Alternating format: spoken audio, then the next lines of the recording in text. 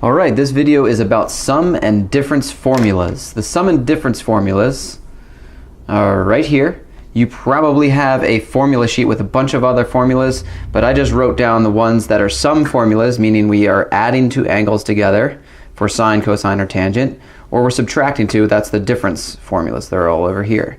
And it's really important when you're looking at any of these to pay attention to the positive and negative signs. So like for sine, when we add two angles together, in the formula of what it equals, there's another addition sign. For a cosine, however, when it's addition here, there's subtraction there. And then for tangent, the plus and minus signs kind of move around a little bit. So pay special attention to those details when you're doing these.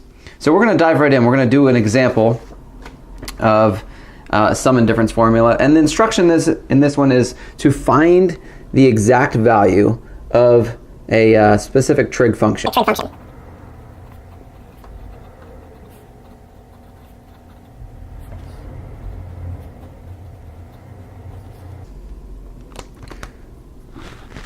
Okay, so the instructions are find the exact value of 7 pi over 12.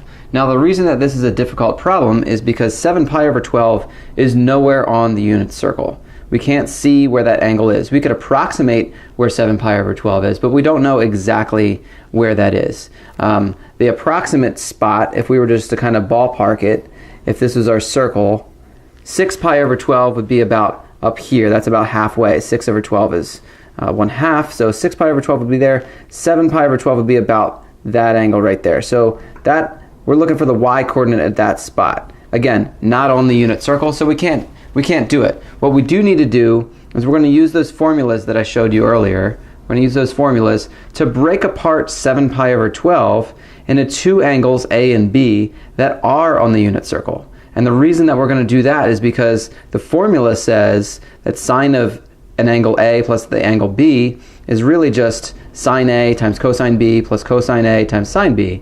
And that's helpful. So if A is on the unit circle, I can tell you that value, whatever A is.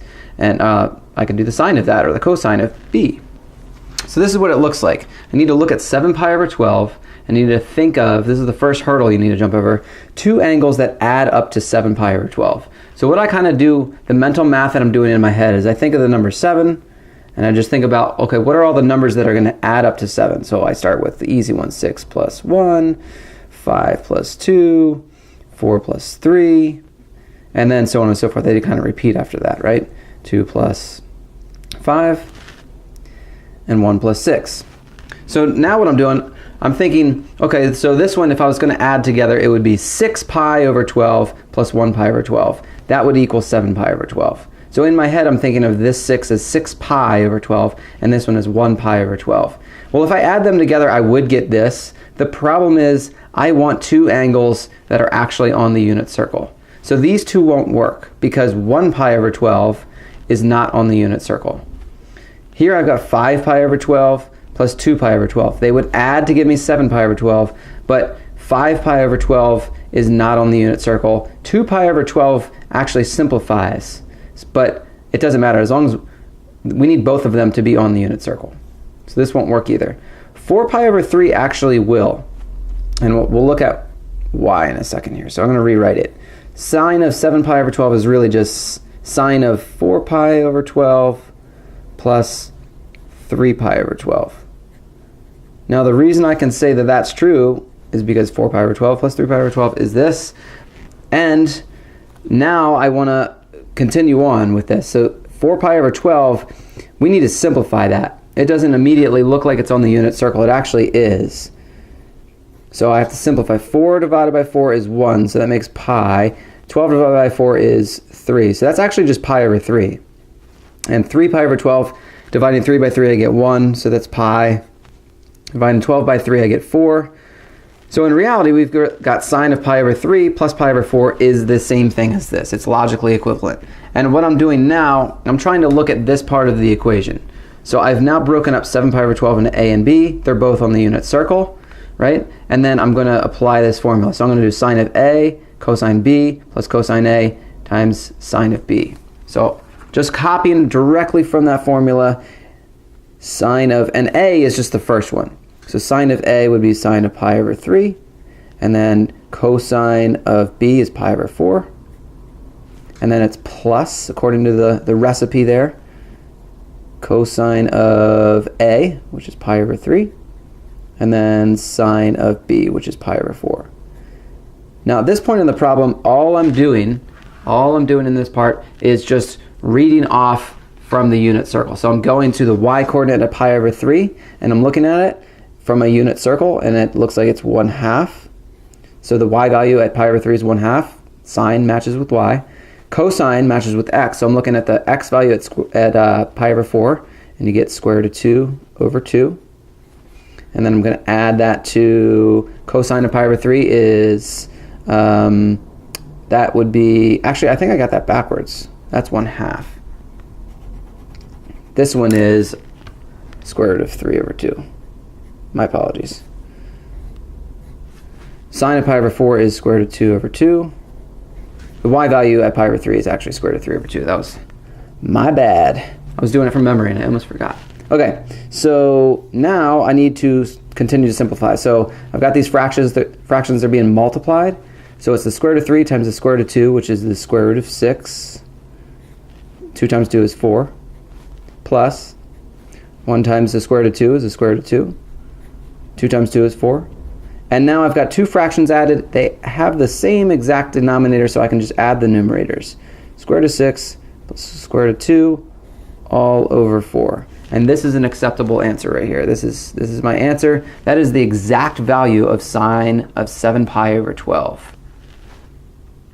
This question is a little bit different because I'm given all of this information to answer kind of the same type of question. Says find the exact value of cosine of alpha plus beta. These are both angles, and I'm given all that information. So the process is a little bit different. What you have to do with this type of problem is you need to take the given information and draw reference triangles for alpha and beta. Now I don't know the exact value of these. I don't know how many degrees this angle is or how many radians it is. Same with beta.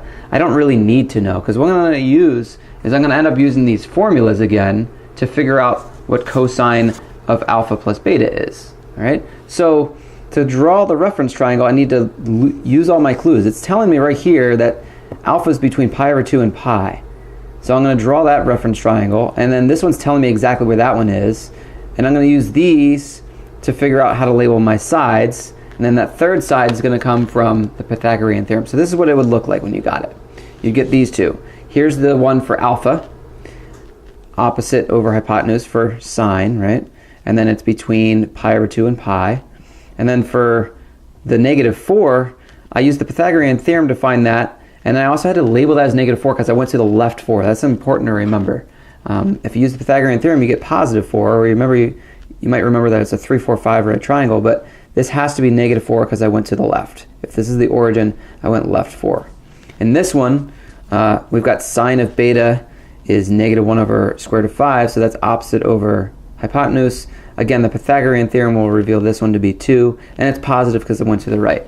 So now I'm going to just use those reference triangles. I don't need any of this information anymore. I just need this part, and what I really need from that is the formula.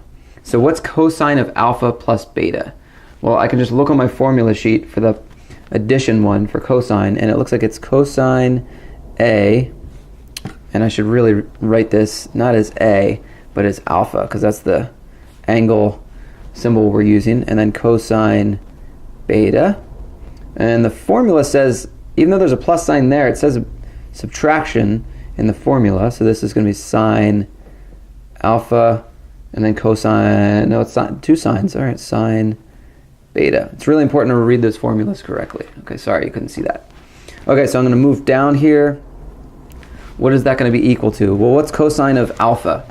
I need to look on my reference triangle. Cosine of that would be -4 over 5. Cosine of beta, just looking at this, would be, let's see, beta's here, so 2 over root 5. There's a little bit of a problem with writing 2 over root 5.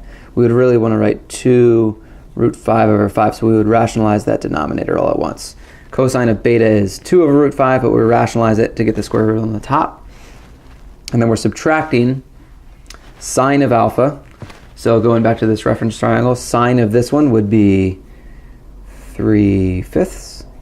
And then sine of beta is going to be -1 over root 5. And again, rationalize the denominator to give you this, -√5 over 5. Like that. Okay, and now I just simplify just like I had before. So this is -4 times 2√5. That's -8√5 over 5 times 5 is 25. Minus, and then this is 3 times -√5, so that's -3√5 over 25. And from this point, I have the same denominator, so I'm actually going to combine these. This is subtracting a positive, so this is actually going to be plus. So this is going to be -8√5 plus 3√5, which gives me how many root 5s? Let's see, that would be -5√5 over 25. Now you can do that provided the square roots are the same. You can't combine the square roots if you're just adding or subtracting them and they're different. But here I've got -8 groups of square root of 5, and here I've got -3 groups of square root of 5. And so when I subtract this many, I'm actually just adding 3 groups of root 5. So it's kind of wordy there, but this actually simplifies further because 5 can be divided by 5, and so can 25. So this ends up being -√5 over 5. And that is your final answer.